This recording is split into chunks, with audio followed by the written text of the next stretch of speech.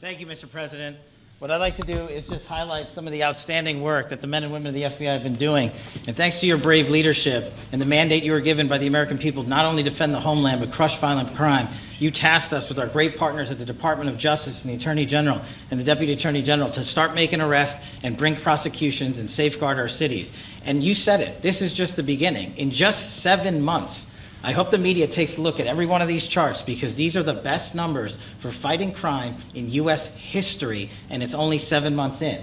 And to do that, our vehicle to do it of choice was Operation Summer Heat, which the FBI architected to go after violent criminals. And in just a 3-month span, you had 8,700 arrests of violent criminals. You had 2,200 firearms seized off the streets permanently to safeguard our communities. You had 421 kilograms of fentanyl seized. Just to put that in perspective, that's enough to kill 55 million Americans alone.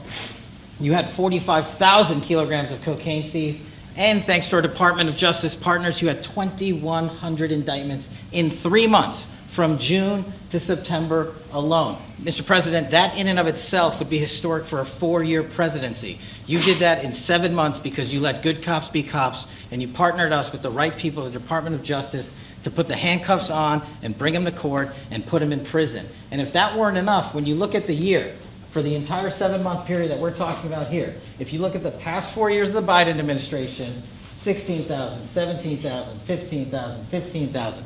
That's the number of arrests year over year of violent felons in this country for the Biden administration. Mr. President, in 7 months, you have 28,600 arrests of violent felons in just 7 months alone because of your leadership and the dedication of the men and women at the FBI who want to go out there and do the job they were prevented from doing because that department used to be weaponized and politicized. And this is what happens when you take out the fangs of weaponization.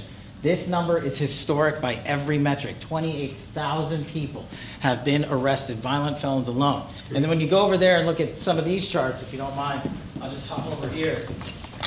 Look at the metrics for not just violent crime, but the homeland. Mr. President, during your administration, the FBI has found and located 5,400 children. That is a 30% increase year to date over the last administration. Violent crimes against children arrests alone are up 10%. Gang arrests are up 210% in the last 7 months alone. And transnational organized crime, which Stephen Miller has been a great partner in, is up over 12% alone. These numbers are historic just as a snapshot. But just so people don't think we're focusing on violent crime alone, the national security mission, Mr. President, under your leadership has never been stronger. We have gone after espionage activities against our main counterparts in China, Russia, and Iran. In China alone, we've had over a 50% increase in espionage arrests alone and prosecutions. In Iran, we have had a 50% increase, again, in espionage cases. And in Russia, we've had a 33% increase in espionage cases alone. When it comes to counterterrorism, year to date, we have 125 arrests this year versus 100 last year to date alone. And when it comes to the cyber criminal activities, which are some of the largest enterprises plaguing everyday Americans, we at the FBI have put out a mission to go after cyber criminals like never before. Last year, they had in total 191. This year, you already have 252 arrests. 52 arrests of violent cyber criminals who are stealing from senior citizens, who are violating our children's rights and freedoms, and who are violating everyday Americans. These programs are record. And two of the things I'll finish with that I'm most proud of, Mr. President, this FBI. Fentanyl. As you know, it's a scourge that is killing our youth, 100,000 plus a year. To date, the FBI has seized 1,900 kilograms of fentanyl. That's enough lethal doses to kill 127 million Americans alone. To date.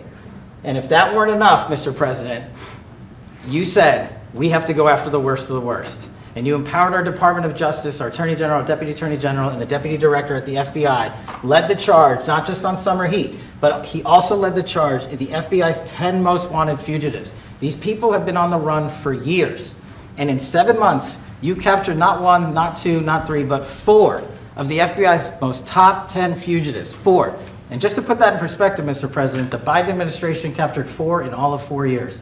You're on 7, and we're going to get to 10. We're going to get to 10 of 10. This includes a lady who murdered her 6-year-old handicapped child and fled to India.